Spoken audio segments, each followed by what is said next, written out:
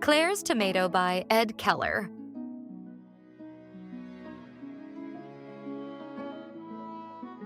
About the book.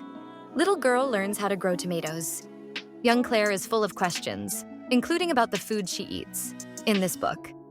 Clare's Tomato, the author shares her adventures as she sets out to learn about how vegetables grow. She's thrilled about growing her first tomato, but she is concerned about what will happen to it when it is nice and ripe. Clare's Tomato is an entertaining children's story. It's also a chance for them to learn where food comes from and how they can play a part in providing food for their families. Having organic, homegrown produce in their backyard that rely on their daily care and dedication instill a sense of responsibility and accountability. All these and more are vividly captured in my entertaining and educational book, Clare's Tomato. Get a copy of Clare's Tomato